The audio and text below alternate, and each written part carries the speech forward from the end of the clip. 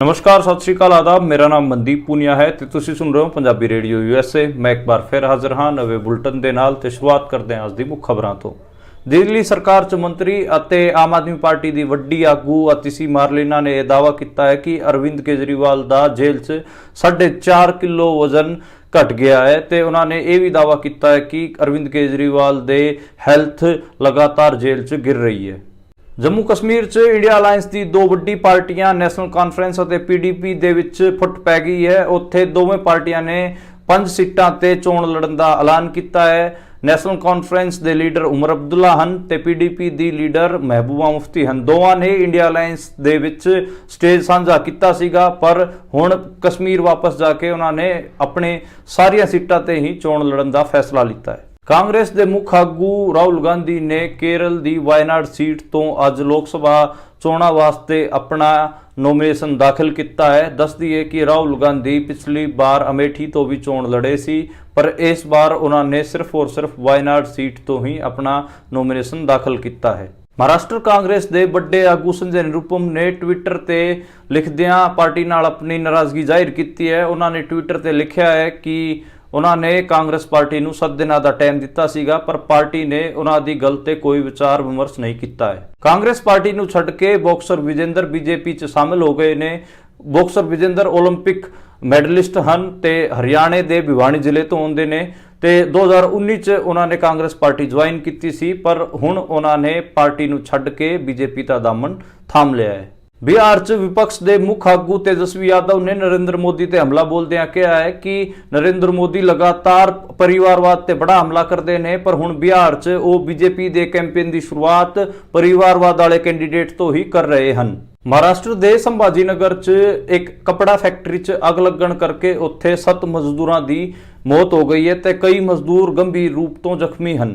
सैनिक स्कूलों ਨੂੰ ਚਲਾਉਣ ਦੇ ਠੇਕੇ RSS ਦੇ ਸਕੂਲਾਂ ਅਤੇ BJP ਦੇ ਆਗੂਆਂ ਨੂੰ ਮਿਲੇ ਹਨ। ਤਕਰੀਬਨ 40 ਸਕੂਲਾਂ ਨਾਲ ਸੈਨਿਕ ਸਕੂਲ ਵਾਲਿਆਂ ਨੇ MOU ਸਾਈਨ ਕੀਤੇ ਹਨ, ਜਿਦੇ 'ਚ ਜ਼ਿਆਦਾਤਰ RSS ਨਾਲ ਜੁੜੇ ਹੋਏ ਸਕੂਲ ਹਨ। ਸਾਲ 2014 ਤੋਂ ਬਾਅਦ ਕਰਪਸ਼ਨ ਦੇ ਕੇਸਾਂ 'ਚ ਫਸੇ 25 ਮੁੱਖ ਵਿਪਕਸ਼ੀ ਆਗੂਆਂ ਨੇ BJP ਜੁਆਇਨ ਕਰਨ ਤੋਂ ਬਾਅਦ ਉਹਨਾਂ ਨੂੰ ਰਾਹਤ ਮਿਲ ਗਈ ਹੈ। ਕਈ ਮਾਮਲਿਆਂ 'ਚ ਉਹਨਾਂ ਦੇ ਕੇਸ ਰੱਦ ਕਰ ਦਿੱਤੇ ਗਏ ਹਨ ਤੇ ਕਈ ਮਾਮਲਿਆਂ 'ਚ ਉਹਨਾਂ ਦੇ ਕੇਸਾਂ ਨੂੰ ਠੰਡੇ ਬਸਤੇ 'ਚ ਪਾ ਦਿੱਤਾ ਗਿਆ ਹੈ। भारत तो 60 मजदूरों का एक जत्था इजराइल पहुंच गया है। इजराइल ਅਤੇ भारत ने एक MOU साइन की सी, जिदे च भारत ने इजराइल ਨੂੰ मजदूर सप्लाई करने की गारंटी दी सी। हरियाणा च लोक सभा चोणां के प्रचार दौरान बीजेपी के आगुआं का विरोध होना शुरू हो गया है। फतेहाबाद ਅਤੇ अंबाला तो कई बीजेपी आगुआं के घेराव की खबर आ रही हैं। ये सीगियां अज ਦੀਆਂ मुख्य खबर। हुण करते हैं आपां इन्हां खबरां दा विश्लेषण ते आपां शुरुआत करते हैं अरविंद केजरीवाल वाली खबर तो। दिल्ली की मंत्री ਅਤੇ आम आदमी पार्टी की वड्डी आगू अतिशी मारलीना ने अज बड़ा दावा करदिआं कहा है कि अरविंद केजरीवाल का 4.5 किलो वजन घट गया है ते उन्होंने डायबिटीज़ है ते जेल च उन्होंने दिक्कत आ रही है। उन्होंने स्वास्थ्य उन्होंने हैल्थ का चंगे तरीके नाल ख्याल नहीं रखा जा रहा है ते ये बड़ा इल्जाम आम आदमी पार्टी वालों लगाया गया है। अरविंद केजरीवाल को डायबिटीज़ है, ये चीज़ तो सारिਆਂ ਨੂੰ पता ਆਪਾਂ ਨੂੰ, ਤੇ ਉਹਨਾਂ ਨੂੰ ਇੱਕ ਖਾਂਸੀ ਵਾਲੀ ਵੀ ਦਿੱਕਤ ਹੈ ਤੇ ਉਹਨਾਂ ਦਾ 4.5 ਕਿਲੋ ਵਜ਼ਨ ਟੁੱਟਣ ਦਾ ਦਾਵਾ ਵੀ ਆਤਿਸ਼ੀ ਮਾਰਲੀਨਾ ਨੇ ਕੀਤਾ ਹੈ। ਮੈਨੂੰ ਲੱਗਦਾ ਕਿ ਇਹਦੇ ਤੇ ਪ੍ਰੋਪਰ ਜਾਂਚ ਹੋਣੀ ਚਾਹੀਦੀ, ਕਿਉਂਕਿ ਕਿਸੇ ਵੀ ਆਗੂ ਨੂੰ ਘੱਟੋ ਘੱਟ ਜਿਹੜੇ ਹੈਲਥ ਪ੍ਰੋਬਲਮਸ ਕਰਕੇ ਦਿੱਕਤ ਨਾ ਆਵੇ। ਇਸ ਤੋਂ ਪਹਿਲਾਂ ਆਪਾਂ ਨੂੰ ਪਤਾ ਹੈ ਕਿ ਜਿਹੜੇ ਮੁਖਤਾਰ ਅੰਸਾਰੀ ਸੀਗੇ उत्तर प्रदेश वो जिहड़े कि माफिया डोन बाहुबली भी सीगे, पर वो समाजवादी पार्टी के बड़े आगू भी रहे हैं तो उन्हों की डैथ हो गई सी पिछले 3-4 दिन पहला ही। तो बड़ा रौला पिया सीगा क्योंकि जिहड़ी कार्डिक अरेस्ट नाल डॉक्टरां ने उन्हों की डैथ दसी सीगी, पर उन्होंने अपने बेटे नूं फोन करके कहा सीगा, ईवन कोर्ट अगे भी ये कहा सीगा कि उन्होंने खाने च स्लो पॉइजन दिता जा रहा है, जिस करके उन्हों की डैथ हुई है। तो उस मामले च एक जुडिशियल इनकुआरी है वो हो रही है उत्तर प्रदेश च, तो देखना होगा उस मामले च की रिजल्ट आता है। जे इस किस्म का केस केजरीवाल नाल भी जुड़िया मिलिया तो यह खासा चिंता का विषय है। हालांकि इदा होगा नहीं, क्योंकि तिहाड़ जेल हैगी ते दिल्ली का सारा मीडिया उहदे ते फोकस कर रहा है। दिल्ली अरविंद केजरीवाल बैठे हैं ਤੇ ਉਹਨਾਂ ਦਾ ਜਿਹੜਾ 4.5 ਕਿਲੋ ਵਜ਼ਨ ਟੁੱਟਣ ਦਾ ਜਿਹੜਾ ਦਾਵਾ ਹੈ ਉਹਦੇ ਬਾਰੇ ਵੀ ਹਜੇ ਜਿਹੜਾ ਜੇਲ੍ਹ ਪ੍ਰਸ਼ਾਸਨ ਹੈ ਉਹ ਰਿਪੋਰਟ ਸਬਮਿਟ ਕਰੂਗਾ ਤੇ ਉਸ ਤੋਂ ਆਉਣ ਤੋਂ ਬਾਅਦ ਹੀ ਆਪਾਂ ਨੂੰ ਕਲੈਰਿਟੀ ਹੋ ਪਾਊਗੀ। ਪਰ ਕਿਸੇ ਵੀ ਆਗੂ ਦੀ ਹੈਲਥ ਨਾਲ ਖੇਡਣਾ ਇਹ ਗਲਤ। ਆਪਾਂ ਨੂੰ ਪਤਾ ਕਿ ਲਾਲੂ ਯਾਦਵ ਹੋਰਾਂ ਨੂੰ ਵੀ ਜਦੋਂ ਜੇਲ੍ਹ 'ਚ ਬੰਦ ਕੀਤਾ ਗਿਆ ਸੀਗਾ ਤੇ ਉਹਨਾਂ ਨੂੰ ਹੈਲਥ ਇਸ਼ੂਜ਼ ਰਹਿੰਦੇ ਸੀਗੇ, ਇਸ ਕਰਕੇ ਉਹਨਾਂ ਨੂੰ ਜਿਹੜਾ ਲੀਵਰ ਤੇ ਕਿਡਨੀ ਦੀ ਦਿੱਕਤਾਂ ਵੀ ਆਉਣੀਆਂ ਸ਼ੁਰੂ ਹੋ ਗਈਆਂ ਸੀ। ਐਂ ਜੇ ਆਪਾਂ ਬਜ਼ੁਰਗ ਚੌਟਾਲੇ ਦੀ ਗੱਲ ਕਰੀਏ, ਓਮ ਪ੍ਰਕਾਸ਼ ਚੌਟਾਲੇ ਦੀ, ਉਹ ਵੀ ਟੀਚਰ ਭਰਤੀ ਵਾਲੇ ਮਾਮਲੇ 'ਚ ਜਦੋਂ ਜੇਲ੍ਹ 'ਚ ਬੰਦ ਸੀਗੇ ਉਹਨਾਂ ਨੂੰ ਵੀ ਹੈਲਥ ਇਸ਼ੂਜ਼ ਆਉਂਦੇ ਸੀਗੇ। ਇੱਦਾਂ ਹੀ ਆਪਾਂ ਜੇ ਪੋਲੀਟੀਕਲ ਪ੍ਰਿਜ਼ਨਰਸ ਦੀ ਹੈਲਥ ਦੀ ਗੱਲ ਕਰੀਏ ਤਾਂ ਆਪਾਂ ਨੂੰ ਪਤਾ ਕਿ ਜਿਹੜੇ ਸਟੇਨ ਸਵਾਮੀ ਸੀਗੇ ਉਹ 2-3 ਸਾਲ ਪਹਿਲਾਂ ਜੇਲ੍ਹ 'ਚ ਹੀ ਮਰ ਗਏ ਕਿਉਂਕਿ ਉਹਨਾਂ ਨੂੰ ਹੈਲਥ ਇਸ਼ੂਜ਼ ਸੀਗੇ ਤੇ ਉਹਨਾਂ ਨੂੰ ਬੇਲ ਵੀ ਨਹੀਂ ਦਿੱਤੀ ਸਰਕਾਰ ਨੇ, ਕੋਰਟ ਨੇ ਕੋਈ ਬੇਲ ਵੀ ਨਹੀਂ ਦਿੱਤੀ। ਇਸ ਕਰਕੇ ਉਹਨਾਂ ਦੀ ਜੇਲ੍ਹ 'ਚ ਹੀ ਡੈਥ ਹੋ ਗਈ ਸੀਗੀ। ਉਹਨਾਂ ਨੂੰ ਸੀਰੀਅਸ ਹੈਲਥ ਇਸ਼ੂਜ਼ ਹੀ ਸੀਗੇ। ਇਸ ਕਰਕੇ ਜਿਹੜੇ ਪੋਲੀਟੀਕਲ ਪ੍ਰਿਜ਼ਨਰਸ ਦੀ ਹੈਲਥ ਵਾਲੇ ਮਾਮਲੇ 'ਚ ਸਰਕਾਰ ਨੂੰ ਤੇ ਜੇਲ੍ਹ ਪ੍ਰਸ਼ਾਸਨ ਨੂੰ ਢਿਲਾਈ ਨਹੀਂ ਵਰਤਣੀ ਚਾਹੀਦੀ।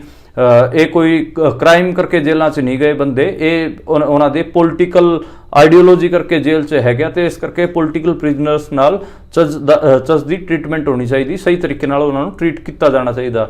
ਦੂਜੀ ਖਬਰ ਹੈਗੀ ਆ ਕਸ਼ਮੀਰ ਤੋਂ। ਕਸ਼ਮੀਰ 'ਚ ਆਪਾਂ ਨੂੰ ਪਤਾ ਹੈ ਕਿ ਉੱਥੇ ਦੋ ਵੱਡੀ ਪਾਰਟੀਆਂ ਹਨ। ਇੱਕ ਤਾਂ ਨੈਸ਼ਨਲ ਕਾਨਫਰੰਸ ਜਿਹੜੇ ਕਿ ਉਮਰ ਅਬਦੁੱਲਾ ਹੋਰਾਂ ਦੀ ਪਾਰਟੀ ਹੈ ਤੇ ਦੂਜੀ ਹੈਗੀ ਆ PDP ਮਹਿਬੂਬਾ ਮੁਫਤੀ ਹੋਰਾਂ ਦੀ ਪਾਰਟੀ ਤੇ ਤੀਜਾ ਜਿਹੜਾ ਧੜਾ ਵੱਡਾ ਹੈਗਾ ਉੱਥੇ BJP ਦਾ ਹੈ। ਚੌਥਾ ਕਾਂਗਰਸ ਵੀ ਉੱਥੇ ਮਾੜੀ ਮੋਟੀ ਇੱਕ ਹਿਸਾਬ ਨਾਲ ਹਿੱਸੇਦਾਰੀ 'ਚ ਹੈਗੀ ਆ। ਤੇ ਉੱਥੇ ਜਿਹੜੇ ਦੋ ਵੱਡੀਆਂ ਪਾਰਟੀਆਂ ਉਹਨਾਂ ਦਾ ਇੰਡੀਆ ਗਠਬੰਧਨ ਦੇ ਵਿੱਚ ਅਲਾਇੰਸ ਹੋਇਆ ਸੀਗਾ ਤੇ ਉਹਨਾਂ ਨੇ ਇਹ ਦਾਅਵਾ ਕੀਤਾ ਸੀਗਾ ਜਦੋਂ ਉਹ ਦਿੱਲੀ 'ਚ ਸੀਗੇ ਕਿ ਅਸੀਂ ਦੋਵੇਂ ਵੱਡੀਆਂ ਪਾਰਟੀਆਂ ਇਕੱਠੇ ਹੋ ਕੇ ਚੋਣ ਲੜਾਂਗੇ ਤੇ ਇਹ ਲੱਗ ਰਿਹਾ ਸੀਗਾ ਮਹਿਬੂਬਾ ਮੁਫਤੀ ਤੇ ਉਮਰ ਅਬਦੁੱਲਾ ਦੋਵੇਂ 5 ਸੀਟਾਂ ਤੇ 3 ਤੇ 2 ਤੇ ਲੜਨਗੇ। 3 ਸੀਟਾਂ ਤੇ ਉਮਰ ਅਬਦੁੱਲਾ ਲੜਨਗੇ, 2 ਤੇ ਮਹਿਬੂਬਾ ਮੁਫਤੀ ਹੋਰਾਂ ਦੀ ਪਾਰਟੀ ਤੋਂ ਕੈਂਡੀਡੇਟ ਹੋਣਗੇ। ਪਰ ਉੱਥੇ ਜਦੋਂ ਉਹ ਵਾਪਸ ਕਸ਼ਮੀਰ ਪਰਤੇ ਤੇ ਉੱਥੇ ਉਹਨਾਂ ਨੇ ਇਸ ਮਾਮਲੇ ਤੇ ਆਪਸ 'ਚ ਲੜਾਈ ਕਰ ਲਈ ਹੈ ਤੇ ਦੋਵਾਂ ਨੇ 5 ਸੀਟਾਂ ਤੋਂ ਕੈਂਡੀਡੇਟ ਅਨਾਉਂਸ ਕਰ ਦਿੱਤੇ ਤੇ ਇਸ ਮਾਮਲੇ 'ਚ ਜਿਹੜੇ ਇੰਡੀਆ ਅਲਾਇੰਸ ਦੇ ਵੱਡੇ ਆਗੂ ਹਨ ਉਹ ਲਗਾਤਾਰ ਦੋਵਾਂ ਨਾਲ ਗੱਲਬਾਤ ਕਰ ਰਹੇ ਹਨ ਤੇ ਕਹਿ ਰਹੇ ਨੇ ਕਿ ਤੁਸੀਂ ਇਸ ਸਾਰੇ ਮਾਮਲੇ ਨੂੰ ਇੰਨੀ ਹਵਾ ਨਾ ਦਿਓ ਤੇ ਇਸ ਅਲਾਇੰਸ ਨੂੰ ਬਰਕਰਾਰ ਰੱਖੋ ਤੇ ਤੁਸੀਂ 3-2 ਤੇ ਕੋਈ ਨਾ ਕੋਈ ਸਮਝੌਤਾ ਕਰੋ ਤਾਂ ਕਿ ਇਹ ਚੋਣ ਆਪਾਂ ਠੀਕ ਤਰੀਕੇ ਨਾਲ ਲੜ ਸਕੀਏ। ਤੇ ਇਹ ਵੀ ਕਿਹਾ ਜਾ ਰਿਹਾ ਕਿ ਜਿਹੜੀ BJP ਹੈ ਉਹਨੇ ਅਰੈਸਟ ਦਾ ਡਰ ਦਿਖਾ ਕੇ ਦੋਵਾਂ ਨੂੰ ਆਪਸ 'ਚ ਹੀ ਲੜਾਉਣ ਦਾ ਫੈਸਲਾ ਲਿਆ ਹੈ। ਉਸ ਤੋਂ ਬਾਅਦ ਜਿਹੜੀ ਅਗਲੀ ਖਬਰ ਹੈਗੀ ਉਹ ਰਾਹੁਲ ਗਾਂਧੀ ਬਾਰੇ। ਰਾਹੁਲ ਗਾਂਧੀ ਨੇ ਜਿਹੜਾ ਆਪਣਾ ਲੋਕ ਸਭਾ ਚੋਣਾਂ ਵਾਸਤੇ ਜਿਹੜੀ ਸੀਟ ਚੁਣੀ ਹੈ ਉਹ ਹੈਗੀ ਆ ਕੇਰਲ ਦੀ ਵਾਇਨਾਡ ਸੀਟ ਤੇ ਪਿਛਲੇ 2019 'ਚ ਵੀ ਉਹ ਵਾਇਨਾਡ ਸੀਟ ਤੋਂ ਜਿੱਤ ਕੇ ਆਏ ਸੀਗੇ। ਉਹਨਾਂ ਨੇ ਅਮੇਠੀ ਤੋਂ ਵੀ ਚੋਣ ਲੜਿਆ ਸੀਗਾ, ਅਮੇਠੀ ਤੋਂ ਉਹਨਾਂ ਨੂੰ ਹਰਾ ਦਿੱਤਾ ਗਿਆ ਸੀਗਾ ਤੇ ਅਮੇਠੀ ਤੋਂ ਜਿਹੜਾ ਉਹਨਾਂ ਨੂੰ ਚੋਣ ਹਰਾਇਆ ਸੀਗਾ ਜਿਹੜੇ ਕਿ ਹੁਣ ਕੇਂਦਰ 'ਚ ਵਜ਼ੀਰ ਵੀ ਹਨ ਸਮ੍ਰਿਤੀ ਇਰਾਨੀ, ਉਹਨਾਂ ਨੇ ਰਾਹੁਲ ਗਾਂਧੀ ਨੂੰ ਚੋਣ ਹਰਾਇਆ ਸੀਗਾ ਤੇ ਵਾਇਨਾਡ ਤੋਂ ਰਾਹੁਲ ਗਾਂਧੀ 4 ਲੱਖ ਵੋਟਾਂ ਤੋਂ ਜਿੱਤ ਕੇ ਆਏ ਸੀਗੇ ਤੇ ਇਸ ਵਾਰ ਵੀ ਰਾਹੁਲ ਗਾਂਧੀ ਨੇ ਉਸੇ ਸੀਟ ਨੂੰ ਚੁਣਿਆ ਤੇ ਇੱਥੋਂ ਅਮੇਠੀ ਤੋਂ ਚੋਣ ਨਹੀਂ ਲੜ ਰਹੇ ਨੇ ਤੇ ਉਹਨਾਂ ਦੀ ਇੱਕ ਫੈਮਿਲੀ ਸੀਟ ਰਾਏਬਰੇਲੀ ਵੀ ਹੈ ਜਿੱਥੋਂ ਸੋਨੀਆ ਗਾਂਧੀ ਚੋਣ ਜਿੱਤਦੀ ਰਹੀ ਹੈ ਤੇ ਸੋਨੀਆ ਗਾਂਧੀ ਨੇ ਵੀ ਆਪਣੇ ਹੈਲਥ ਇਸ਼ੂਜ਼ ਦਾ ਹਵਾਲਾ ਦੇ ਕੇ ਚੋਣ ਨਾ ਲੜਨ ਦਾ ਫੈਸਲਾ ਕੀਤਾ ਤੇ ਉਹ ਰਾਜਸਥਾਨ ਤੋਂ ਰਾਜ ਸਭਾ ਦੀ MP ਬਣ ਗਏ ਹਨ ਤੇ ਉਹ ਰਾਜ ਸਭਾ 'ਚ ਜਿਹੜੀ ਸੋਨੀਆ ਗਾਂਧੀ ਹੈਗੇ ਆ ਉਹ ਹੁਣ ਰਾਜ ਸਭਾ ਮੈਂਬਰ ਹਨ ਤੇ ਉਹ ਲੋਕ ਸਭਾ ਦੇ ਚੋਣ ਨਹੀਂ ਲੜਨਗੇ। ਇਹ ਕਿਤੇ ਨਾ ਕਿਤੇ ਇਹ ਵੀ ਦਿਖਾ ਰਿਹਾ ਕਿ ਉੱਤਰ ਪ੍ਰਦੇਸ਼ 'ਚ ਜਿਹੜੀ ਗਾਂਧੀ ਫੈਮਿਲੀ ਹੈ ਉਹ ਡਰ ਰਹੀ ਹੈ ਚੋਣ ਲੜਨ ਤੋਂ। ਉਹਨਾਂ ਨੂੰ ਲੱਗ ਰਿਹਾ ਕਿ ਜਿਹੜਾ ਰਾਮ ਮੰਦਿਰ ਦਾ ਪ੍ਰਭਾਵ ਹੈ ਤੇ ਜਿਹੜਾ ਕਮਿਊਨਲ ਐਲੀਮੈਂਟ ਹੈਗਾ ਉੱਤਰ ਪ੍ਰਦੇਸ਼ ਦੀ ਪੋਲਿਟਿਕਸ 'ਚ ਉਸ ਦੇ ਅੱਗੇ ਉਹਨਾਂ ਦੀ ਕੁਝ ਵੀ ਨਹੀਂ ਚੱਲੂਗੀ ਤੇ ਜਿਹੜੇ ਉਹਨਾਂ ਦੀ ਫੈਮਿਲੀ ਵਾਲੀਆਂ ਸੀਟਾਂ ਹੈਗੀਆਂ ਉਹ ਵੀ ਉੱਥੋਂ ਹਾਰ ਜਾਣਗੇ। ਮੈਂ ਜਿਹੜਾ ਇਹ ਉੱਤਰ ਪ੍ਰਦੇਸ਼ 'ਚ ਜਿਹੜਾ ਕਮਿਊਨਲ ਉਭਾਰ ਹੈ, ਹਿੰਦੂਤਵ ਦਾ ਉਭਾਰ ਹੈ, ਉਹ ਕਾਂਗਰਸ ਕਰਕੇ ਹੀ ਹੋਇਆ ਸੀਗਾ। ਉਹਦੇ ਬਾਰੇ ਵੀ ਮੈਂ ਆਪ ਜੀ ਨੂੰ ਦੱਸਾਂਗਾ ਤੇ ਇਹ ਜਿਹੜਾ ਉੱਤਰ ਪ੍ਰਦੇਸ਼ 'ਚ ਹਿੰਦੂਤਵ ਦਾ ਪੂਰਾ ਉਭਾਰ ਸੀਗਾ ਉਹ ਆਜ਼ਾਦੀ ਤੋਂ ਬਾਅਦ ਹੀ ਸ਼ੁਰੂ ਹੋ ਗਿਆ ਸੀਗਾ। ਉੱਦਾਂ ਤਾਂ ਜਦੋਂ ਆਪਾਂ ਆਜ਼ਾਦੀ ਦੀ ਲੜਾਈ ਨੂੰ ਟਰੈਕ ਕਰਾਂਗੇ ਉਦੋਂ ਵੀ ਆਪਾਂ ਨੂੰ ਦੇਖਣ ਨੂੰ ਮਿਲੂਗਾ ਕਿ ਕਾਂਗਰਸ ਦੇ ਬੈਨਰ ਹੇਠ ਹੀ ਜਿਹੜੀ ਹਿੰਦੂ ਮਹਾਸਭਾ ਸੀਗੀ ਉਹ ਚੱਲ ਰਹੀ ਸੀਗੀ। ਜਿੱਥੇ ਕਾਂਗਰਸ ਦੀ ਵੱਡੀ ਰੈਲੀ ਹੁੰਦੀ ਸੀਗੀ ਆਜ਼ਾਦੀ ਤੋਂ ਪਹਿਲਾਂ, ਉਸ ਤੋਂ ਜਦੋਂ ਹੀ ਕਾਂਗਰਸ ਦੀ ਰੈਲੀ ਖਤਮ ਹੋ ਜਾਂਦੀ ਸੀ ਉਸ ਤੋਂ ਬਾਅਦ ਜਿਹੜੇ ਹਿੰਦੂ ਮਹਾਸਭਾ ਵਾਲੇ ਸੀਗੇ ਉਹ ਵੀ ਆਪਣੀ ਰੈਲੀ ਕਰਦੇ ਸੀਗੇ। ਜਿਹੜੇ ਮਦਨ ਮੋਹਨ ਮਾਲਵੀਏ ਵਰਗੇ ਲੋਕ ਸੀਗੇ ਉਹ ਲਗਾਤਾਰ ਕਾਂਗਰਸ ਦੇ ਬੈਨਰ ਤੇ ਵੀ ਕੰਮ ਕਰਦੇ ਸੀਗੇ ਤੇ ਜਿਹੜੇ ਹਿੰਦੂ ਮਹਾਸਭਾ ਹੈਗਾ ਉਹਦੇ ਤੇ ਵੀ ਕੰਮ ਕਰਦੇ ਸੀਗੇ। ਜਿਹੜਾ RSS ਬਣਨ ਦਾ ਪ੍ਰੋਸੈਸ ਹੈਗਾ ਉਹ ਵੀ ਕਾਂਗਰਸ ਤੋਂ ਹੀ ਸ਼ੁਰੂ ਹੋਇਆ ਸੀਗਾ। ਕਾਂਗਰਸ ਦੇ ਇੱਕ ਵੱਡੇ ਆਗੂ ਸੀਗੇ ਤੇ ਉਹਨਾਂ ਨੂੰ ਜਿਹੜੇ ਤਿਲਕ ਦੀ ਜਿਹੜੀ ਡੈਥ ਹੈ, ਆਪਾਂ ਨੂੰ ਪਤਾ ਕਿ ਜਿਹੜਾ 1900 15 ਦੇ ਨੇੜੇ ਤੇੜੇ ਗਾਂਧੀ ਦੀ ਵਾਪਸੀ ਹੁੰਦੀ ਹੈ। ਉਸੇ ਦੌਰਾਨ ਜਿਹੜੇ ਬਾਲ ਗੰਗਾਧਰ ਤਿਲਕ ਸੀਗੇ ਮਹਾਰਾਸ਼ਟਰ ਤੋਂ, ਉਹਨਾਂ ਦੀ ਡੈਥ ਹੋ ਜਾਂਦੀ ਹੈ। ਉਹਨਾਂ ਦੀ ਡੈਥ ਤੋਂ ਬਾਅਦ ਕਿਤੇ ਨਾ ਕਿਤੇ ਜਿਹੜਾ ਇੱਕ ਹਿੰਦੂਵਾਦੀ ਧੜਾ ਸੀਗਾ ਕਾਂਗਰਸ ਤੋਂ, ਉਹ ਅੱਡ ਹੁੰਦਾ ਤੇ ਉਹ ਹਿੰਦੂ ਮਹਾਸਭਾ ਬਣਾਉਂਦਾ ਹੈ। ਤੇ ਗਾਂਧੀ ਜਦੋਂ ਕਾਂਗਰਸ ਦੀ ਪੋਲਿਟਿਕਸ ਐਂਟਰ ਕਰਦੇ ਨੇ ਤੇ ਉਹ ਟਰਾਈ ਕਰਦੇ ਨੇ ਕਿ ਥੋੜਾ ਸੈਕੂਲਰ ਪੋਲਿਟਿਕਸ ਨੂੰ ਰੱਖਿਆ ਜਾਵੇ। ਤੇ ਜਿਹੜਾ ਹਿੰਦੂਵਾਦੀ ਧੜਾ ਸੀਗਾ ਉਹ ਜਿਹੜੀ ਖਿਲਾਫਤ ਮੂਵਮੈਂਟ ਦੀ ਸਪੋਰਟ ਗਾਂਧੀ ਨੇ ਕੀਤੀ ਸੀਗੀ, ਉਹਦੇ ਤੋਂ ਵੀ ਨਾਰਾਜ਼ ਸੀਗਾ, ਇਸ ਕਰਕੇ ਹੀ ਉਹ ਅੱਡ ਹੋਏ ਸੀਗੇ। ਇਸੇ ਕਰਕੇ ਜਿਹੜੇ ਹਿਡਗੇਵਾਰ ਸੀਗੇ ਤੇ ਡਾਕਟਰ ਮੁੰਜੇ ਸੀਗੇ, ਉਹਨਾਂ ਨੇ 1925 ਚ ਆਰਐਸਐਸ ਨਾਂ ਦੇ ਸੰਗਠਨ ਦਾ ਗਠਨ ਕੀਤਾ ਸੀਗਾ ਤੇ ਹਿੰਦੂ ਮਹਾਸਭਾ ਵੀ ਚੱਲ ਰਹੀ ਸੀ। ਆਰਐਸਐਸ ਤੇ ਹਿੰਦੂ ਮਹਾਸਭਾ ਦੋਵੇਂ ਪੈਰਲਲੀ ਇਹ ਸੰਗਠਨ ਚੱਲ ਰਹੇ ਸੀ। ਹਿੰਦੂ ਮਹਾਸਭਾ ਦੇ ਆਪਾਂ ਨੂੰ ਪਤਾ ਕਿ ਜਿਹੜਾ ਵਿਨੋਦ ਦਾਮੋਦਕਰ ਸਾਵਰਕਰ ਹੈਗਾ, ਜਿਹਨੂੰ ਅੱਜਕੱਲ ਬੀਡੀ ਸਾਵਰਕਰ ਕਿਹਾ ਜਾਂਦਾ ਹੈ, ਤੇ ਬੀਡੀ ਸਾਵਰਕਰ ਹਿੰਦੂ ਮਹਾਸਭਾ ਦੇ ਆਗੂ ਸੀਗੇ ਤੇ ਹਿਡਗੇਵਾਰ ਆਰਐਸਐਸ ਦੇ ਆਗੂ ਸੀਗੇ। ਤੇ ਇਹ ਜਿਹੜੇ ਦੋਵੇਂ ਸੰਗਠਨ ਹੈਗੇ ਇਹਨਾਂ ਤੇ ਜਿਹੜਾ ਕੰਮ ਵੀ ਫੈਲਿਆ ਉਹ ਉੱਤਰ ਪ੍ਰਦੇਸ਼ ਅਤੇ ਮਹਾਰਾਸ਼ਟਰ 'ਚ ਫੈਲਿਆ। ਹਾਲਾਂਕਿ ਪੰਜਾਬ ਤੱਕ ਵੀ ਇਹਨਾਂ ਦੀ ਜੜ੍ਹਾਂ ਰਹੀਆਂ। ਪੰਜਾਬ 'ਚ 1937 ਚ ਆਰਐਸਐਸ ਦੀ ਪਹਿਲੀ ਸਾਖਾ ਲੱਗੀ ਸੀਗੀ ਤੇ ਜਿਹੜੇ ਪੰਜਾਬ ਦੇ ਹਿੰਦੂ ਸੀਗੇ ਉਹ ਹਿੰਦੂ ਮਹਾਸਭਾ 'ਚ ਵੀ ਐਕਟਿਵ ਸੀਗੇ ਤੇ ਆਰਐਸਐਸ 'ਚ ਵੀ ਐਕਟਿਵ ਸੀਗੇ। ਪਰ ਇੱਥੇ ਇੱਕ ਪਾਰਟੀ ਇੱਦਾਂ ਦੀ ਸੀਗੀ ਜਿਹੜੀ ਪਾਰਟੀ ਨੇ ਦੋਵਾਂ ਦੀ ਕਦੇ ਵੀ ਪੋਲਿਟਿਕਸ ਨੂੰ, ਸਿਆਸਤ ਨੂੰ ਜੰਮਣ ਨਹੀਂ ਦਿੱਤਾ, ਉਹ ਸੀਗੀ ਯੂਨਿਸਟ ਪਾਰਟੀ। ਯੂਨਿਸਟ ਪਾਰਟੀ ਦੇ ਵਿੱਚ ਚੌਧਰੀ ਛੋਟੂ ਰਾਮ ਹੋਰੀ ਸੀਗੇ ਤੇ ਜਿਹੜੇ ਸਿਮਰਨਜੀਤ ਸਿੰਘ ਮਾਨ ਹੈਗਾ ਉਹਨਾਂ ਦੇ ਦਾਦਾ ਜੀ ਸੀ ਤੇ ਇਸ ਜਿਹੜੇ ਆਪਾਂ ਸਰ ਫਜ਼ਲੇ ਹੁਸੈਨ ਹੈਗੇ ਸੀਗੇ ਬਟਾਲਾ ਤੋਂ, ਫਜ਼ਲੇ ਹੁਸੈਨ ਉਹਨਾਂ ਦਾ ਨਾਂ ਸੀਗਾ, ਮੈਂ ਥੋੜਾ ਪ੍ਰੋਨਾਂਸੀਏਸ਼ਨ 'ਚ ਦਿੱਕਤ ਆ ਰਹੀ ਹੈ, ਫਜ਼ਲੇ ਹੁਸੈਨ ਉਹਨਾਂ ਦਾ ਨਾਂ ਸੀਗਾ। ਸਰ ਸਿਕੰਦਰ ਹਯਾਤ ਖਾਨ ਪ੍ਰੀਮੀਅਰ ਰਹੇ ਪੰਜਾਬ ਦੇ, ਉਹ ਵੀ ਯੂਨਿਸਟ ਪਾਰਟੀ 'ਚ ਹੀ ਸੀਗੇ। ਤੇ ਇਹ ਜਿਹੜੀ ਪਾਰਟੀ ਸੀਗੀ ਇਹ ਬੇਸਿਕਲੀ ਪੈਜੈਂਟਰੀ ਦੀ ਪਾਰਟੀ ਸੀਗੀ, ਯਾਨੀ ਕਿ ਕਿਸਾਨਾਂ ਦੀ ਪਾਰਟੀ ਸੀਗੀ ਅਕਰੋਸ ਦ ਰਿਲੀਜਨ ਲਾਈਨ।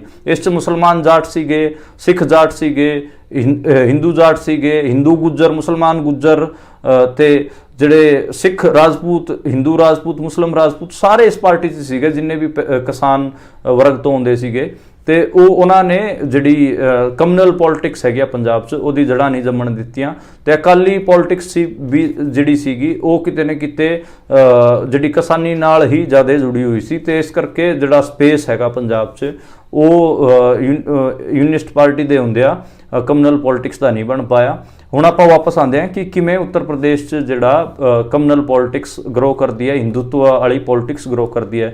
1947 ਚ ਜਿਹੜਾ ਹੈਗਾ ਭਾਰਤ ਆਜ਼ਾਦ ਹੋ ਜਾਂਦਾ। ਉਸ ਤੋਂ ਪਹਿਲਾਂ ਜਿਹੜਾ ਯੂਨਾਈਟਿਡ ਪ੍ਰੋਵਿੰਸ ਕਿਹਾ ਜਾਂਦਾ ਸੀਗਾ ਯੂਪੀ ਨੂੰ, ਤੇ ਆਜ਼ਾਦ ਹੋਣ ਤੋਂ ਬਾਅਦ ਆਪਾਂ ਨੂੰ ਪਤਾ ਇਹਨੂੰ ਜਦੋਂ ਇਹਦੀ ਪੂਰੀ ਇੱਕ ਹਿਸਾਬ ਨਾਲ ਇਹਨੂੰ ਸੂਬਾ ਐਲਾਨਿਆ ਗਿਆ, ਉਦੋਂ ਇਹਦਾ ਨਾਂ ਉੱਤਰ ਪ੍ਰਦੇਸ਼ ਕਰ ਦਿੱਤਾ ਗਿਆ। ਤੇ ਯੂਨਾਈਟਿਡ ਆਜ਼ਾਦੀ ਤੋਂ ਪਹਿਲਾਂ ਯੂਨਾਈਟਿਡ ਪ੍ਰੋਵਿੰਸ ਦੇ ਪ੍ਰੀਮੀਅਰ ਸੀਗੇ ਗੋਵਿੰਦ ਵੱਲਭ ਪੰਤ, ਜਿਹੜੇ ਕਿ ਬਾਅਦ 'ਚ ਉੱਤਰ ਪ੍ਰਦੇਸ਼ ਦੇ ਮੁੱਖ ਮੰਤਰੀ ਵੀ ਬਣੇ ਤੇ ਉਹ ਪਹਿਲੇ ਮੁੱਖ ਮੰਤਰੀ ਸੀਗੇ ਉੱਤਰ ਪ੍ਰਦੇਸ਼ ਦੇ। ਤੇ ਉਹਨਾਂ 'ਚ ਕਿਤੇ ਨਾ ਕਿਤੇ ਕਮਿਊਨਲ ਐਲੀਮੈਂਟ ਸੀਗਾ ਤੇ ਹਾਲਾਂਕਿ ਨਹਿਰੂ ਉਹਨਾਂ ਨੂੰ ਪਸੰਦ ਨਹੀਂ ਕਰਦੇ ਸੀਗੇ, ਪਰ ਉਹਨਾਂ ਨੂੰ ਕਹਿੰਦੇ ਵੀ ਕੁਝ ਨਹੀਂ ਸੀਗੇ। ਤੇ ਜਿਹੜਾ ਅਯੋਧਿਆ ਵਾਲਾ ਪੂਰਾ ਮਾਮਲਾ ਹੈ 1949 ਦੇ ਅੰਦਰ ਜਿਹੜਾ ਰਾਮ ਦੀ ਮੂਰਤੀਆਂ ਜਿਹੜੀ ਬਾਬਰੀ ਮਸਜਿਦ ਹੈਗੀ ਆ ਉਹਦੇ ਅੰਦਰ ਰੱਖੀ ਗਈ ਸੀਗੀ ਤੇ ਉਹਦੇ 'ਚ ਜਿਹੜੇ ਕਾਂਗਰਸ ਦੇ ਬਾਬਾ ਰਾਘਵ ਦਾਸ ਸੀਗੇ ਉਹ ਮੇਨ ਧੜੇ ਵਜੋਂ ਸ਼ਾਮਿਲ ਸੀਗੇ। ਉਹਨਾਂ ਨੇ ਇਸ ਪੂਰੇ ਮਾਮਲੇ 'ਚ ਸਪੋਰਟ ਕੀਤਾ ਸੀਗਾ ਤੇ ਗੋਵਿੰਦ ਵੱਲਭ ਪੰਤ ਨੂੰ ਵੀ ਸਾਰੇ ਮਾਮਲੇ ਦਾ ਪਤਾ ਸੀਗਾ, ਪਰ ਉਹਨਾਂ ਨੇ ਇਸ ਕੁਝ ਨਹੀਂ ਕੀਤਾ। ਤੇ ਇਸ ਕਰਕੇ ਜਿਹੜੇ 1948 ਦੇ ਅੰਦਰ ਜਿਹੜੀ ਉੱਤਰ ਪ੍ਰਦੇਸ਼ 'ਚ ਕਮਿਊਨਲ ਪੋਲਿਟਿਕਸ ਗਰੋ ਕਰ ਰਹੀ ਹੈ, ਉਹਦੇ 'ਚ ਗੋਵਿੰਦ ਵੱਲਭ ਪੰਤ, ਬਾਬਾ ਰਾਘਵ ਦਾਸ, ਇਹਨਾਂ ਦਾ ਠੀਕ ਠਾਕ ਰੋਲ ਸੀਗਾ। ਤੇ ਕਾਂਗਰਸ ਦੀ ਜਿਹੜੀ ਸੀਨੀਅਰ ਲੀਡਰਸ਼ਿਪ ਸੀਗੀ ਇਹਨੂੰ ਇਗਨੋਰ ਹੀ ਕਰਦੀ ਰਹੀ। ਹਾਲਾਂਕਿ ਪਟੇਲ ਨੇ, ਨਹਿਰੂ ਨੇ ਕਈ ਖਤ ਵੀ ਲਿਖੇ, ਆਰਐਸਐਸ ਨੂੰ ਬੈਨ ਵੀ ਕੀਤਾ, ਪਰ ਉੱਡੇ ਸਖਤ ਐਕਸ਼ਨ ਨਹੀਂ ਲਿੱਤੇ ਜਿਹੜੇ ਕਿ ਲਏ ਜਾਣੇ ਚਾਹੀਦੇ ਸੀਗੇ। ਇਸ ਕਰਕੇ ਹੀ ਉੱਥੇ ਉਹ ਪੋਲਿਟਿਕਸ ਗਰੋ ਹੋਈ। ਤੇ ਹੁਣ ਜਦੋਂ ਆਪਾਂ ਆਜ਼ਾਦੀ ਤੋਂ ਬਾਅਦ 75 ਸਾਲਾਂ ਬਾਅਦ ਉੱਤਰ ਪ੍ਰਦੇਸ਼ ਦੀ ਪੋਲਿਟਿਕਸ ਨੂੰ ਦੇਖਦੇ ਹਾਂ ਤੇ ਉੱਥੇ ਹਿੰਦੂਤਵ ਦਾ ਉਭਾਰ, ਉੱਥੇ ਯੋਗੀ ਆਦਿੱਤਿਆਨਾਥ ਮੁੱਖ ਮੰਤਰੀ ਹਨ ਤੇ ਰਾਮ ਮੰਦਿਰ ਦਾ ਵੀ ਉਦਘਾਟਨ ਹੋ ਚੁੱਕਿਆ। ਇਸ ਕਰਕੇ ਉੱਥੇ ਐਡਾ ਜ਼ਿਆਦਾ ਕਮਿਊਨਲ ਐਲੀਮੈਂਟ ਹੈਗਾ ਕਿ ਉੱਥੇ ਜਿਹੜੇ ਕਾਂਗਰਸ ਆਪਣੇ ਜਿਹੜੇ ਹੋਮ ਟਰਫ ਹੈਗੇ, ਹੋਮ ਗਰਾਊਂਡ ਦੀ ਸੀਟਾਂ ਹੈਗੀਆਂ ਰਾਏ ਬਰੇਲੀ, ਅਮੇਠੀ, ਉੱਥੋਂ ਵੀ ਆਪਣੇ ਜਿਹੜੇ ਸਟਰੋਂਗੈਸਟ ਜਿਹੜੇ ਮੇਨ ਆਗੂ ਹਨ, ਰਾਹੁਲ ਗਾਂਧੀ, ਸੋਨੀਆ ਗਾਂਧੀ ਆ, ਪ੍ਰਿयंका ਗਾਂਧੀ, ਉਹ ਆਪਣਾ ਕੈਂਡੀਡੇਚਰ ਵੀ ਫਾਈਲ ਨਹੀਂ ਕਰ ਸਕਦੇ, ਉਹ ਆਪਣਾ ਚੋਣ ਵੀ ਨਹੀਂ ਲੜ ਪਾ ਰਹੇ। ਤੇ ਇਸ ਤੋਂ ਸਮਝ ਆ ਰਿਹਾ ਕਿ ਜਿਹੜੀ ਕਾਂਗਰਸ ਲਗਾਤਾਰ ਸੈਕੂਲਰਿਜ਼ਮ ਦੀ ਗੱਲ ਕਰਦੀ ਹੈ ਕਿ ਉਹ ਕਿੱਥੇ ਜਾ ਕੇ ਕਮਿਊਨਲ ਪੋਲਿਟਿਕਸ ਦੇ ਸਾਹਮਣੇ ਡਿਫੀਟ ਹੋਈ, ਕਿਉਂਕਿ ਕਾਂਗਰਸ ਦੇ ਅੰਦਰ ਵੀ ਕਮਿਊਨਲ ਐਲੀਮੈਂਟ ਲਗਾਤਾਰ ਰਹੇ ਹਨ। ਇਸ ਕਰਕੇ ਉਹਨਾਂ ਨੂੰ ਪੂਰਾ ਸਪੇਸ ਮਿਲਿਆ। ਰਾਜੀਵ ਗਾਂਧੀ ਬਾਰੇ ਵੀ ਆਪਾਂ ਜੇ ਗੱਲ ਕਰੀਏ ਤੇ ਚਾਹੇ ਸਿੱਖਾਂ ਦੇ ਉੱਪਰ ਉਹਨਾਂ ਨੇ ਹਮਲੇ ਕਰਾਏ ਹੁਣ, ਉਦੋਂ ਉਹਨਾਂ ਦੀ ਸਟੇਟਮੈਂਟ ਨੂੰ ਦੇਖ ਲਈਏ। ਉਸ ਤੋਂ ਇਲਾਵਾ ਰਾਜੀਵ ਗਾਂਧੀ ਨੇ ਹੀ ਜਿਹੜੇ ਬਾਬਰੀ ਮਸਜਿਦ ਸੀਗੇ ਉਹਦੇ ਤਾਲੇ ਖਲਵਾਏ ਸੀਗੇ ਤੇ ਉੱਥੇ ਉਹ ਇੱਕ ਜਾਲੀ ਜੇ ਰਾਮ ਮੰਦਿਰ ਦਾ ਉਦਘਾਟਨ ਵੀ ਕਰਕੇ ਆਏ ਸੀਗੇ, ਜਿਹੜਾ ਕਿ ਕਦੇ ਬਣਿਆ ਨਹੀਂ। ਤੇ ਇਸ ਕਰਕੇ ਰਾਜੀਵ ਗਾਂਧੀ ਨੂੰ ਮੰਨਿਆ ਜਾਂਦਾ ਹੈ ਕਿ ਉੱਥੇ ਜਿਹੜਾ ਅਯੋਧਿਆ ਦਾ ਪੂਰਾ ਇਸ਼ੂ ਸੀਗਾ ਉਹ ਆਰਐਸਐਸ ਦੀ ਥਾਲੀ 'ਚ ਪਰੋਸਿਆ ਸੀ ਉਹਨਾਂ ਨੇ 1985 ਦੇ ਨੇੜੇ ਤੇੜੇ। ਤੇ ਇਸੇ ਕਰਕੇ ਰਾਜੀਵ ਗਾਂਧੀ ਦਾ ਵੀ ਕ੍ਰਿਟਿਸਿਜ਼ਮ ਲਗਾਤਾਰ ਹੁੰਦਾ ਹੈ ਕਿ ਉਹਨਾਂ ਨੇ ਦੋ ਮਾਈਨੋਰਿਟੀਜ਼ ਦੇ ਜੀਵਨ ਨੂੰ ਖਤਰੇ 'ਚ ਪਾ ਦਿੱਤਾ ਸੀਗਾ, ਸਿੱਖਾਂ ਨੂੰ ਵੀ ਤੇ ਜਿਹੜੇ ਮੁਸਲਮਾਨ ਹੈਗੇ ਉਹਨਾਂ ਦੇ ਜੀਵਨ ਨੂੰ ਵੀ ਖਤਰੇ 'ਚ ਪਾਤਾ। ਇੱਕ ਤਾਂ ਉਹਨਾਂ ਨੇ ਸਿੱਖਾਂ ਤੇ ਹਮਲੇ ਕਰਾਏ, ਦੂਜਾ ਬਾਬਰੀ ਮਸਜਿਦ ਦਾ ਤਾਲਾ ਖਲਵਾ ਕੇ ਉਹਨੂੰ ਹਿੰਦੂ ਜਿਹੜਾ ਰੈਡੀਕਲ ਐਲੀਮੈਂਟ ਸੀਗਾ ਆਰਐਸਐਸ ਵਰਗਾ ਉਹਨੂੰ ਪੋਲਿਟਿਕਸ ਕਰਨ ਦਾ ਗਰਾਊਂਡ ਦੇ ਦਿੱਤਾ। ਤੇ ਇਸ ਕਰਕੇ ਕਾਂਗਰਸ ਤੇ ਖਾਸੇ ਵੱਡੇ ਸਵਾਲ ਵੀ ਖੜੇ ਹੁੰਦੇ ਹਨ ਤੇ ਉਹਦਾ ਹੀ ਅੱਜ ਰਿਜ਼ਲਟ ਹੈ ਕਿ ਗਾਂਧੀ ਪਰਿਵਾਰ ਦਾ ਕੋਈ ਵੀ ਬੰਦਾ ਉੱਥੇ ਜਾ ਕੇ ਇਲੈਕਸ਼ਨ ਨਹੀਂ ਲੜ ਸਕਦਾ। ਹੁਣ ਆਪਾਂ ਜਿਹੜੀ ਅਗਲੀ ਖਬਰ ਉਹਦੇ ਬਾਰੇ ਗੱਲ ਕਰਦੇ ਹਾਂ, ਉਹ ਹੈਗੀ ਆ ਕਿ ਹਰਿਆਣੇ ਦੇ ਇੱਕ ਬਾਕਸਰ ਸੀਗੇ ਜਿਹੜੇ ਕਿ 2008 ਦੇ ਓਲੰਪਿਕ 'ਚ ਮੈਡਲ ਜਿੱਤ ਕੇ ਆਏ ਸੀ, ਵਿਜੇਂਦਰ ਸਿੰਘ, ਜਿਹੜੇ ਕਿ 2019 ਤੋਂ ਕਾਂਗਰਸ ਪਾਰਟੀ ਨਾਲ ਸੀਗੇ। ਅੱਜ ਉਹਨਾਂ ਨੇ ਕਾਂਗਰਸ ਪਾਰਟੀ ਨੂੰ ਛੱਡ ਦਿੱਤਾ ਤੇ ਉਹ ਬੀਜੇਪੀ 'ਚ ਸ਼ਾਮਿਲ ਹੋ ਗਏ ਨੇ। ਤੇ ਉਹਨਾਂ ਦਾ ਬੜਾ ਫਨੀ ਸਟੇਟਮੈਂਟ ਸੀਗਾ। ਉਹਨਾਂ ਤੋਂ ਇੱਕ ਰਿਪੋਰਟਰ ਨੇ ਪੁੱਛਿਆ ਕਿ ਤੁਸੀਂ ਕੱਲ ਤਾਂ ਟਵੀਟ ਕਰ ਰਹੇ ਸੀ ਰਾਹੁਲ ਗਾਂਧੀ ਦੇ, ਰੀਟਵੀਟ ਕਰ ਰਹੇ ਸੀਗੇ, ਅੱਜ ਇੱਕਦਮ ਬੀਜੇਪੀ 'ਚ ਕਿਵੇਂ ਆ ਗਏ? ਕਹਿੰਦੇ ਕਿ ਮੈਂ ਰੀਟਵੀਟ ਕਰਕੇ ਸੋ ਗਿਆ ਸੀਗਾ, ਸਵੇਰੇ ਉੱਠਿਆ ਤਾਂ ਮੈਨੂੰ ਪਤਾ ਲੱਗਿਆ ਕਿ ਮੈਂ ਗਲਤ ਪਾਰਟੀ 'ਚ ਹੈਗਾ ਤੇ ਇਸ ਕਰਕੇ ਮੈਂ ਹੁਣ ਸਹੀ ਪਾਰਟੀ 'ਚ ਆ ਗਿਆ। ਤੇ ਇਹ ਬਜਿੰਦਰ ਦਾ ਸਟੇਟਮੈਂਟ ਹੈਗਾ ਜਿਹੜਾ ਕਿ ਖਾਸਾ ਹਾਸੇ ਵਾਲਾ ਹੈ। ਤੇ ਤੁਸੀਂ ਇਹ ਦੇਖੋ ਲਗਾਤਾਰ ਜਿਹੜੀ ਬੀਜੇਪੀ ਹੈ ਉਹ ਚਾਹੇ ਸਿੱਖ ਜਾਟ ਹੋਣ ਚਾਹੇ ਹਿੰਦੂ ਜਾਟ ਹੋਣ ਉਹਨਾਂ ਨੂੰ ਲਗਾਤਾਰ ਆਪਣੇ ਪਾਰਟੀ 'ਚ ਜੁਆਇਨ ਕਰ ਰਹੀ ਹੈ। ਇੱਕ ਤਰਫ ਤਾਂ ਤੁਸੀਂ ਦੇਖੋਗੇ ਕਿ ਜਿਹੜੇ ਪੈਜੈਂਟਰੀ ਹੈ, ਕਿਸਾਨ ਅੰਦੋਲਨ ਚੱਲ ਰਿਹਾ ਤੇ ਜੇ ਕਿਸਾਨੀ ਹੈ ਉਹ ਲਗਾਤਾਰ ਐਜੀਟੇਟਿਡ ਹੈ, ਉਹ ਅੰਦੋਲਨ ਕਰ ਰਹੀ ਹੈ। ਤੇ ਦੂਜੇ ਔਰ ਤੁਸੀਂ ਦੇਖੋਗੇ ਕਿ ਜਿਹੜਾ ਕਿਸਾਨੀ ਦਾ ਅਲੀਟ ਸੈਕਸ਼ਨ ਹੈ, ਪੋਲੀਟੀਸ਼ੀਅਨਾਂ ਦਾ ਸੈਕਸ਼ਨ ਹੈ, ਉਹ ਲਗਾਤਾਰ ਬੀਜੇਪੀ 'ਚ ਜਾਈ ਜਾ ਰਿਹਾ। ਇਹ ਅਲੱਗ ਕਿਸਮ ਦੇ ਖਿਲਾਫ ਦੀ ਸਥਿਤੀ। ਹਾਲਾਂਕਿ ਇਹਨਾਂ ਦੀ ਜਿਹੜੀ ਵਿਜੇਂਦਰ ਦੀ ਮਾੜੀ ਮੋਟੀ ਕ੍ਰੈਡੀਬਿਲਿਟੀ ਬਣੀ ਸੀਗੀ ਉਹ ਵੀ ਗਾਇਬ ਹੋ ਗਈ ਤੇ ਹੁਣ ਲੋਕ ਉਹਨਾਂ ਨੂੰ ਲਗਾਤਾਰ ਜਿਹੜੇ ਹਰਿਆਣੇ ਦੇ ਲੋਕ ਹੈਗੇ ਉਹਨਾਂ ਨੂੰ ਲਗਾਤਾਰ ਟਵਿੱਟਰ ਤੇ ਟ੍ਰੋਲ ਵੀ ਕਰ ਰਹੇ ਹਨ ਤੇ ਦੇਖਣਾ ਹੋਊਗਾ ਕਿ ਉਹਨਾਂ ਦਾ ਕੀ ਅਸਰ ਹੁੰਦਾ ਹੈ। ਹਾਲਾਂਕਿ ਉਹਨਾਂ ਨੇ ਜਿਹੜਾ ਰੀਜ਼ਨ ਦੱਸਿਆ ਕਿ ਉਹ ਕਾਂਗਰਸ ਤੋਂ ਐਮਪੀ ਦੀ ਟਿਕਟ ਮੰਗ ਰਹੇ ਸੀਗੇ ਤੇ ਉਹਨਾਂ ਨੂੰ ਟਿਕਟ ਨਹੀਂ ਮਿਲੀ, ਇਸ ਕਰਕੇ ਉਹ ਬੀਜੇਪੀ 'ਚ ਗਏ ਹਨ। ਤੇ ਇਸੇ ਕਿਸਮ ਦਾ ਮਾਮਲਾ ਮਹਾਰਾਸ਼ਟਰ ਦੇ ਵੱਡੇ ਆਗੂ, ਕਾਂਗਰਸ ਦੇ ਵੱਡੇ ਆਗੂ ਸੰਜੈ ਨਿਰੂਪਮ ਦਾ ਹੈ। ਉਹ ਬੰਬੇ ਤੋਂ ਚੋਣ ਲੜਨਾ ਚਾਹੁੰਦੇ ਸੀਗੇ, ਮੁੰਬਈ ਦੀ ਇੱਕ ਸੀਟ ਤੋਂ, ਤੇ ਉੱਥੋਂ ਜਿਹੜੀ ਉद्धਵ ਠਾਕਰੇ ਵਾਲੀ ਪਾਰਟੀ ਉਹਨੇ ਆਪਣਾ ਕੈਂਡੀਡੇਟ ਦਿੱਤਾ ਤੇ ਉद्धਵ ਠਾਕਰੇ ਵਾਲੀ ਪਾਰਟੀ ਦਾ ਤੇ ਕਾਂਗਰਸ ਦਾ ਅਲਾਇੰਸ ਹੈ, ਇਸ ਕਰਕੇ ਉਹ ਚੋਣ ਨਹੀਂ ਲੜ ਪਾ ਰਹੇ। ਤੇ ਉਹਨਾਂ ਨੇ ਵੀ ਇੱਕ ਨਾਰਾਜ਼ਗੀ ਜ਼ਾਹਿਰ ਕਰਦਿਆਂ ਹੋਇਆ ਇੱਕ ਟਵੀਟ ਕੀਤਾ ਹੈ ਕਿ ਉਹਨਾਂ ਨੂੰ ਨੈਗਲੈਕਟ ਕਰ ਰਹੀ ਹੈ ਕਾਂਗਰਸ ਤੇ ਕਿਸੇ ਹੋਰੇ ਕੰਮ 'ਚ ਬਿਜੀ ਹੈ। ਅਤੇ ਇਸ ਤੋਂ ਆਪਾਂ ਦੇਖਣਾ ਹੋਵੇ ਤਾਂ ਬਹੁਤ ਸਾਰੇ ਜਿਹੜੇ ਆਗੂ ਹਨ ਕਾਂਗਰਸ ਦੇ ਉਹ ਟੁੱਟ ਕੇ ਬੀਜੇਪੀ 'ਚ ਚਲੇ ਗਏ ਨੇ। ਵਿਜੇਂਦਰ ਬਾਰੇ ਇੱਕ ਇਹ ਵੀ ਕਿਹਾ ਜਾ ਰਿਹਾ ਲਗਾਤਾਰ ਕਿ ਉਹਨਾਂ ਤੇ ਐਨਡੀਪੀਐਸ ਦੇ ਕੇਸ ਸੀਗੇ ਤੇ ਐਨਡੀਪੀਐਸ ਦੇ ਕੇਸਾਂ 'ਚ ਬਚਣ ਵਾਸਤੇ ਹੀ ਉਹ ਬੀਜੇਪੀ 'ਚ ਸ਼ਾਮਿਲ ਹੋਏ ਨੇ। ਤੇ ਇਹਦੇ ਰਿਗਾਰਡਿੰਗ ਇੱਕ ਮਤਲਬ ਡੇਟਾ ਵੀ ਸਾਹਮਣੇ ਆਇਆ ਜਿਹੜਾ ਕਿ ਖਾਸਾ ਚਿੰਤਾਜਨਕ ਹੈਗਾ। 2014 ਤੋਂ ਬਾਅਦ ਜੇ ਆਪਾਂ ਦੇਖੀਏ ਤੇ 25 ਵੱਡੇ ਵਿਪਕਸ਼ੀ ਆਗੂਆਂ ਨੇ ਬੀਜੇਪੀ ਨੂੰ ਜੁਆਇਨ ਕੀਤਾ ਤੇ 25 ਦੇ 25 ਵਿਪਕਸ਼ੀ ਆਗੂਆਂ ਤੇ ਈਡੀ ਸੀਬੀਆਈ ਦੇ ਕੇਸ ਚੱਲ ਰਹੇ ਸੀ ਜਾਂ ਕਿਸੇ ਕਿਸਮ ਦੇ ਕੇਸ ਸੀਗੇ। ਤੇ ਜਦੋਂ ਉਹਨਾਂ ਨੇ ਬੀਜੇਪੀ ਜੁਆਇਨ ਕਰ ਲਈ ਉਹਨਾਂ ਚੋਂ 23 ਵਿਪਕਸ਼ੀ ਆਗੂਆਂ ਨੂੰ ਬੀਜੇਪੀ ਜੁਆਇਨ ਕਰਨ ਤੋਂ ਬਾਅਦ ਛੱਡ ਦਿੱਤਾ ਗਿਆ, ਉਹਨਾਂ ਨੂੰ ਰਿਲੀਫ ਦੇ ਦਿੱਤਾ ਗਿਆ ਤੇ ਇਹ ਖਾਸਾ ਇੱਕ ਹਿਸਾਬ ਨਾਲ ਪ੍ਰੋਬਲਮੈਟਿਕ ਗੱਲ ਹੈ। ਉਸ 'ਚ 10 ਜਿਹੜੇ ਵੱਡੇ ਆਗੂ ਸੀਗੇ ਉਹ ਕਾਂਗਰਸ ਦੇ ਸੀਗੇ, ਉਸ ਤੋਂ ਬਾਅਦ 4 ਆਗੂ ਟੀਐਮਸੀ ਦੇ ਸੀਗੇ, ਆਰਜੇਡੀ ਦੇ ਆਗੂ ਸੀਗੇ, ਜਿਹੜੀ ਮਮਤਾ ਬਨਰਜੀ ਦੀ ਪਾਰਟੀ ਟੀਐਮਸੀ ਦੇ ਹੋ ਗਏ ਤੇ ਸਮਾਜਵਾਦੀ ਪਾਰਟੀ ਦੇ ਵੀ ਇੱਕ ਆਗੂ ਸਨ। ਤੇ ਉਹਨਾਂ ਨੂੰ ਜਦੋਂ ਹੀ ਉਹਨਾਂ ਨੇ ਕਾਂਗਰਸ ਪਾਰਟੀ ਛੱਡ ਕੇ ਜਾਂ ਫਿਰ ਹੋਰ ਜਿਹੜੀ ਵਿਪਕਸ਼ੀ ਪਾਰਟੀਆਂ ਉਹ ਛੱਡ ਕੇ ਬੀਜੇਪੀ 'ਚ ਸ਼ਾਮਿਲ ਹੋਏ, ਉਹਨਾਂ ਦੇ ਮਾਮਲਿਆਂ ਨੂੰ ਠੰਡਾ ਕਰ ਦਿੱਤਾ ਗਿਆ। ਕਈ ਮਾਮਲਿਆਂ 'ਚ ਤਾਂ ਉਹ ਕੇਸਾਂ ਨੂੰ ਹੀ ਖਾਰਿਜ ਕਰ ਦਿੱਤਾ ਗਿਆ। ਅਜੀਤ ਪਵਾਰ ਵਾਲੇ ਮਾਮਲੇ 'ਚ ਦੇਖ ਲਓ, ਉਸ ਕੇਸ ਨੂੰ ਹੀ ਖਾਰਿਜ ਕਰ ਦਿੱਤਾ ਗਿਆ। ਤੇ ਇੱਕ ਹਿਸਾਬ ਨਾਲ ਜਿਹੜਾ ਵਿਪਕਸ਼ੀ ਪਾਰਟੀਆਂ ਹੈ ਤੇ ਕਾਂਗਰਸ ਹੈਗੀ ਆ ਜਿਹੜਾ ਕਿ ਬੀਜੇਪੀ ਦੇ ਤੰਜ ਕੱਸਦੀ ਹੈ ਕਿ ਤੁਹਾਡੇ ਕੋਲ ਤਾਂ ਇੱਦਾਂ ਦੀ ਵਾਸ਼ਿੰਗ ਮਸ਼ੀਨ ਹੈ, ਤੁਸੀਂ ਜਿਨ ਬੰਦਿਆਂ ਤੇ ਕੇਸ ਹੁੰਦੇ ਉਹਨਾਂ ਨੂੰ ਆਪਣੀ ਪਾਰਟੀ 'ਚ ਸ਼ਾਮਿਲ ਕਰਦੇ ਹੋ ਤੇ ਉਹਨਾਂ ਨੂੰ ਧੋ ਕੇ ਉਸ ਵਾਸ਼ਿੰਗ ਮਸ਼ੀਨ 'ਚ ਜਮਾ ਇੱਕਦਮ ਉਹਨਾਂ ਤੋਂ ਕੇਸ ਕਾਸ ਤੇ ਜਿਹੜਾ ਕਰਪਸ਼ਨ ਦੇ ਐਲੀਗੇਸ਼ਨ ਹੈਗੇ ਉਹ ਸਾਰਿਆਂ ਤੋਂ ਤੁਸੀਂ ਉਹਨਾਂ ਦਾ ਛੁਟਕਾਰਾ ਕਰਾ ਦਿੰਦੇ ਹੋ ਤੇ ਉਹਨਾਂ ਨੂੰ ਜਮਾ ਇੱਕਦਮ ਕਲੀਨ ਕਰ ਦਿੰਦੇ ਹੋ। ਤੇ ਬੀਜੇਪੀ ਕੋਲ ਇੱਦਾਂ ਦੀ ਵਾਸ਼ਿੰਗ ਮਸ਼ੀਨ ਹੈ। ਇਸ ਕਿਸਮ ਦੇ ਜਿਹੜੇ ਤੰਜ ਹੈ ਉਹ ਵਿਪਕਸ਼ੀ ਆਗੂ ਕੱਸਦੇ ਰਹੇ ਹਨ। ਦੋਸਤੋ ਜਿਹੜੀ ਅਗਲੀ ਖਬਰ ਹੈਗੀ ਆ ਉਹ ਹੈਗੀ ਆ ਜਿਹੜੇ ਸੈਨਿਕ ਸਕੂਲ ਇੰਡੀਆ 'ਚ ਚੱਲਦੇ ਸੀਗੇ ਜਿਨ੍ਹਾਂ 'ਚ ਬੱਚੇ ਪੜ੍ਹ ਕੇ ਇੰਡੀਅਨ ਆਰਮੀ 'ਚ ਭਰਤੀ ਹੁੰਦੇ ਸੀਗੇ, ਉਹਨਾਂ ਦਾ ਠੇਕਾ ਹੁਣ ਜਿਹੜੇ ਆਰਐਸਐਸ ਦੇ ਸਕੂਲ ਹੈਗੇ ਆ ਤੇ ਬੀਜੇਪੀ ਦੇ ਆਗੂਆਂ ਦੇ ਜਿਹੜੇ ਸਕੂਲ ਹੈਗੇ ਉਹਨਾਂ ਨੂੰ ਦੇ ਦਿੱਤਾ ਗਿਆ ਹੈ। ਤੇ ਉਸ 'ਚ ਸਰਸਵਤੀ ਵਿਦਿਆ ਮੰਦਿਰ ਵਰਗੇ ਵੀ ਸਕੂਲ ਹੈਗੇ ਆ ਜਿਹੜੇ ਕਿ ਆਰਐਸਐਸ ਚਲਾਉਂਦੀ ਹੈ, ਤੇ ਅਡਾਨੀ ਜਿਹੜਾ ਸਕੂਲ ਹੈਗਾ ਅਡਾਨੀ ਗਲੋਬਲ ਸਕੂਲ ਉਹਦਾ ਨਾਂ ਵੀ ਸ਼ਾਮਿਲ ਹੈ। ਜਿਹੜੀ ਸਾਧਵੀ ਰਤੰਬਰਾ ਹੈ ਉਹ ਜਿਹੜੀ ਕੁੜੀਆਂ ਦਾ ਸਕੂਲ ਚਲਾਉਂਦੀ ਹੈ ਉਹਦਾ ਵੀ ਨਾਂ ਹੈ। ਸਾਧਵੀ ਰਤੰਬਰਾ ਵੀ ਹਿੰਦੂਤਵ ਫ੍ਰਿੰਜ ਐਲੀਮੈਂਟ ਲੀਡਰ ਰਹੀ ਹੈ, ਤੇ ਉਹਨੇ ਬਾਬਰੀ ਮਸਜਿਦ ਡਾਣ 'ਚ ਵੀ ਉਹਦਾ ਨਾਂ ਸੀਗਾ। ਤੇ ਉਹਨਾਂ ਨੂੰ ਸੈਨਿਕ ਸਕੂਲ ਚਲਾਉਣ ਦੇ ਆਫਰ ਠੇਕੇ ਦੇ ਦਿੱਤੇ ਗਏ ਹਨ। ਤੇ ਤੁਸੀਂ ਲਾ ਲਓ ਕਿ ਜਿਹੜੇ ਬੱਚੇ ਉਹਨਾਂ ਸਕੂਲਾਂ 'ਚ ਪੜ੍ਹ ਕੇ ਇੰਡੀਅਨ ਆਰਮੀ 'ਚ ਜਾਣਗੇ ਉਹ ਕਿੰਨੇ ਜ਼ਿਆਦਾ ਕਮਨਲ ਹੋਣਗੇ, ਕਿਵੇਂ ਉਹ ਕਿੰਨੀ ਨਫ਼ਰਤ ਉਹ ਜਿਹੜੇ ਕਿ ਦੇਸ਼ ਦੇ ਘੱਟ ਗਿਣਤੀ ਲੋਕ ਹੈਗੇ ਉਹਨਾਂ ਵਾਸਤੇ ਕਰਨਗੇ। ਤੇ ਖਾਸਾ ਇੱਕ ਸੋਚਣ ਵਾਲਾ ਵਿਸ਼ਾ ਹੈ। ਤੇ ਆਪਾਂ ਨੂੰ ਪਤਾ ਹੈ ਕਿ ਉਹਨਾਂ ਦੀ ਪੋਸਟਿੰਗ ਵੀ ਇੱਦਾਂ ਦੇ ਇਲਾਕਿਆਂ 'ਚ ਕੀਤੀ ਜਾਊਗੀ ਜਿੱਥੇ ਘੱਟ ਗਿਣਤੀ ਦੇ ਲੋਕ ਹਨ। ਜੰਮੂ ਕਸ਼ਮੀਰ ਹੋਵੇ, ਪੰਜਾਬ ਹੋਵੇ, ਨਾਰਥ ਈਸਟ ਹੋਵੇ, ਸੈਂਟਰਲ ਇੰਡੀਆ ਹੋਵੇ।